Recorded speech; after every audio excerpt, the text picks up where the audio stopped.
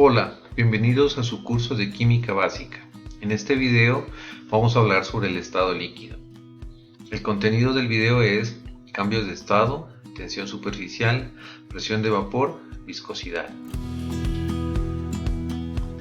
Los cambios de estado son procesos físicos de tipo reversible en los cuales la materia cambia de fase o estado.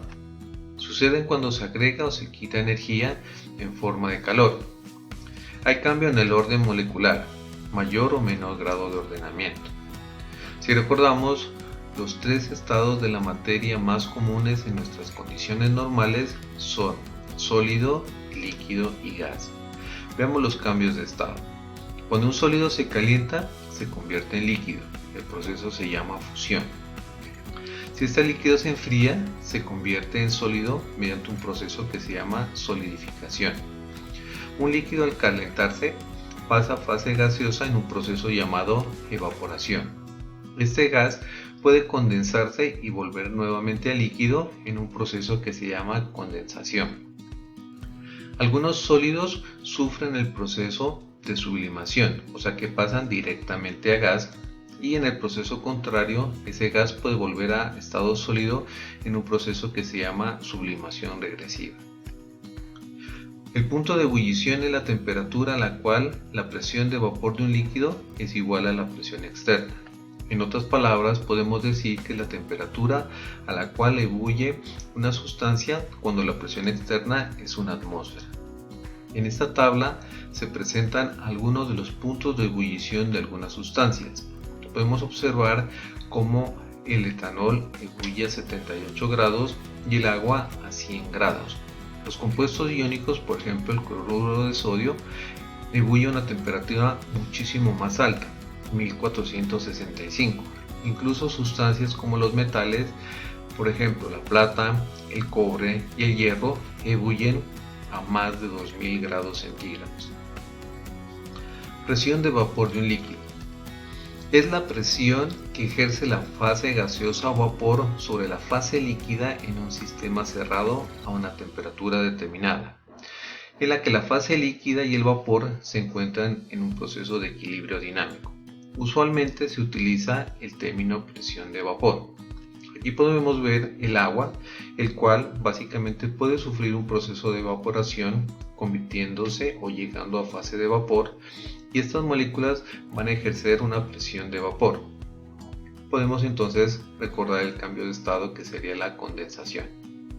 Esta se produce al chocar las moléculas contra la superficie del recipiente y la superficie sobre todo del líquido, quedando atrapadas por las fuerzas intermoleculares. Punto de fusión. Es la temperatura a la cual una sustancia cambia de estado de sólido a líquido. En esta tabla podemos ver algunos valores de puntos de fusión. Podemos destacar nuevamente cómo sustancias como los compuestos iónicos y los metales tienen puntos de fusión muy elevados. Algunas de las propiedades más importantes de los líquidos son la tensión superficial, la presión de vapor que ya la discutimos, y la viscosidad. La tensión superficial corresponde a cuando las moléculas dentro de un líquido son jaladas en todas las direcciones por las fuerzas intermoleculares. Las moléculas de la superficie son jaladas hacia abajo y hacia los lados, no hacia arriba. Esto trae como consecuencia que la superficie del líquido se tense como si fuera una película. Podemos observar en la imagen cómo un insecto puede posarse sobre un líquido y podemos observar cómo la superficie del líquido se tensa ligeramente. Entonces, la tensión superficial corresponde a la cantidad de energía que es necesaria para estirar o aumentar la superficie de un líquido por unidad de área. Los líquidos que tienen fuerzas intermoleculares grandes tendrán valores de tensión superficial alta. Como hablábamos previamente, los insectos utilizan este fenómeno para poder caminar sobre el agua. Otro ejemplo de tensión superficial es la capilaridad. Es un fenómeno en el cual los líquidos tienen la capacidad de subir o bajar a través de un capilar, que es un tubo muy estrecho. Esto se genera por dos tipos de fuerza. La primera se llama cohesión, que es la atracción intermolecular entre moléculas semejantes, por ejemplo en el caso del agua, entre las moléculas de agua. El otro tipo de fuerza es la adhesión, o sea, la atracción entre las moléculas distintas, por ejemplo, las del agua y las de la pared del tubo capilar. Aquí podemos observar una imagen que ilustra el fenómeno. La forma redondeada que puede tener la superficie del líquido en la parte superior se denomina menisco, y esta puede tener dos formas.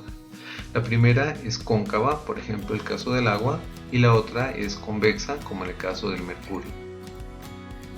Este proceso de capilaridad es fundamental para que los líquidos asciendan en las plantas. Podemos observar entonces cómo ellas hacen que el agua pueda ascender desde la raíz hacia las hojas y la parte superior de la planta. La viscosidad es una medida de la resistencia de los líquidos a fluir. A mayor viscosidad, pues obviamente tendremos un flujo más lento de líquido. Al aumentar la temperatura, casi siempre disminuye la viscosidad. Los líquidos con fuerzas intermoleculares fuertes tienen mayor viscosidad. Un ejemplo bastante interesante es el de la glicerina.